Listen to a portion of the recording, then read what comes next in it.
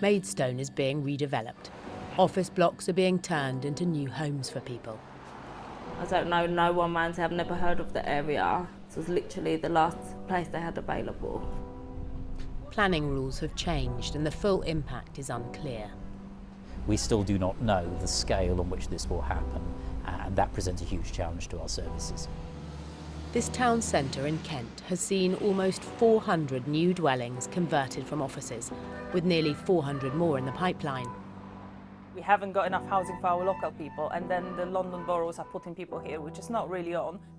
Being moved away from home can have a dreadful impact. My life's never been the same since that night. None of our lives have ever been the same. Hi. Hi. Hello. Hi. Eloise has been moved here from London. Boys' bedroom. Yeah, very nice. There's two of them in there. Yeah.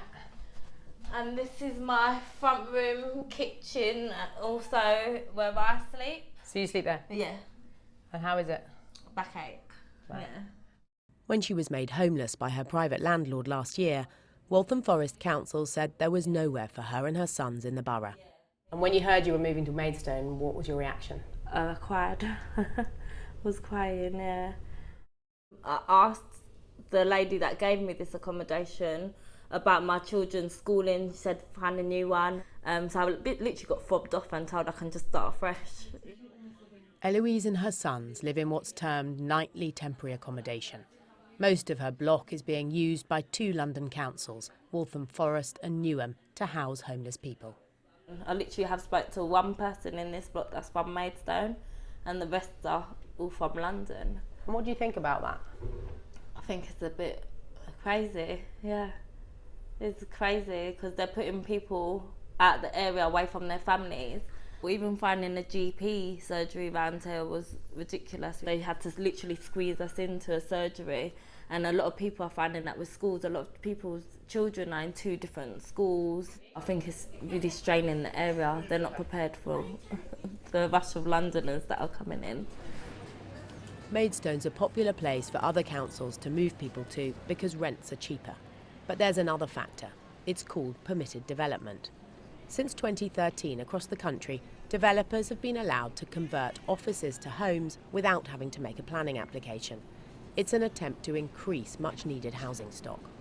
In England, new builds and conversions have gone up in recent years. But the red line in this graph shows the homes created under permitted development, and that's risen the most. When you have a normal planning permission, you would then have developer contributions that would help to pay for example, extra school places. In these cases, very often that doesn't arise, so the cost of that will arise, ultimately will fall on the Kent Council taxpayer. A Kent Council briefing paper says there's intelligence that London boroughs are looking to source similar sites across the county. Vulnerable families, the document adds, need extra health visitor, social services and police input on top of school places, which adds to cost.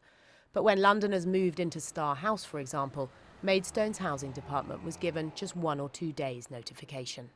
It seems astounding from the outside that you, the council who's going to provide services, do not get told in advance that families are moving in from London. Is that astounding? I think that has, to a degree, improved, and we certainly are working very hard on a dialogue with London boroughs. Clearly, we don't necessarily at this stage know how many families will be coming in, where they'll be coming from, and what the needs will be. Oh, that's much better. Silence. Mummy. Eloise and her sons have been here for more than a year now. Initially upset about the move, she's changed her mind. The accommodation is very nice compared to what I would have got in London. I assume in London I probably would have been like sharing bathrooms and kitchens, or just been in somewhere with mould, and yeah, actually I felt quite blessed, to be honest.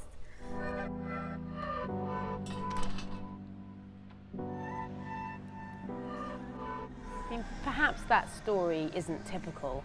I did speak to a woman in here who didn't want to go on camera, who said she's been pleading with Waltham Forest Council to take her back to London. She said she's got no friends here, no family, no support. She said it took 2 years to find a GP around here because they're all oversubscribed. And she also said her children for a while were having to spend an hour getting to school because there were no school places. And she said she really is struggling. Have you been to the council at all? The council aren't the only ones dealing with the impact of it all. This homeless drop-in has been approached by people who've moved into Maidstone from elsewhere.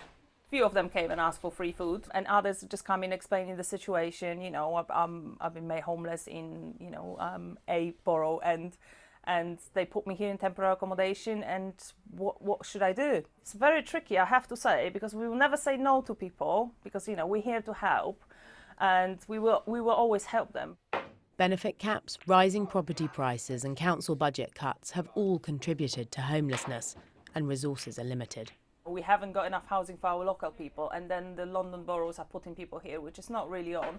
Our council can't compete with the London boroughs' budgets, and it's taking the, you know, services into infrastructure. They're not taking that into account, and they're not contributing to that, and it's just not fair on the local people, really. Kelly Sheen's a part-time waitress whose story illustrates the worst that can happen when you're moved away from all you know. She now lives in temporary accommodation in Kent, but 5 years ago her family was evicted from their London home and placed in a neighbouring borough. When her asthmatic son Morgan's medicine ran out, Kelly had to find a local GP who prescribed a different inhaler.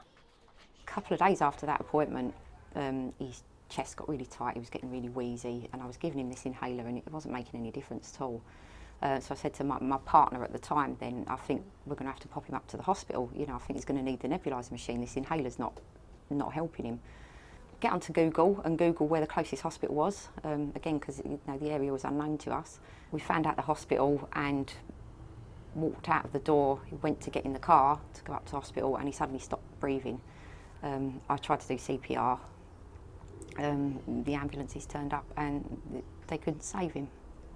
So sorry. And he was 7? He just turned 7 when this happened, yeah. And do you attribute that in any way to your move? Absolutely. Absolutely, yeah. Because if we'd have been at home, in our home, our GP surgery was across the road, that had been the same GP he'd been under all his life. The hospital was down the road in the other direction. You know where all these things are when you've got kids. And that night would have never have gone the way that it did. We never would have had to take him to that GP. Since then, in the midst of grief, Kelly's had 6 other temporary homes. When you're just thrown out into an area, you don't know anything about the area. I mean, this is my 4th year now of being in Kent, and I still don't know, I don't have friends, you know, I know people to say hello to, so it's really lonely. It's really lonely. So, you know, anything that you're struggling with, you can't just pop round the corner. You can't ask for help. You can't go and have a chat with anyone. You know, you're totally secluded. To the councils, I mean, I know there's a housing crisis. You know, I know it's bad. There's just no properties. I know their jobs must be so tough, and I wouldn't want to do it. But you just feel like there's no empathy. It's like, you know, well, we've given you a roof over your head. You should be grateful. To anyone that's going through it, there's so little that you can do about it, really, but you have to sort of learn to take it in your stride. You have to. You can't let it beat you. You can't let it get you down.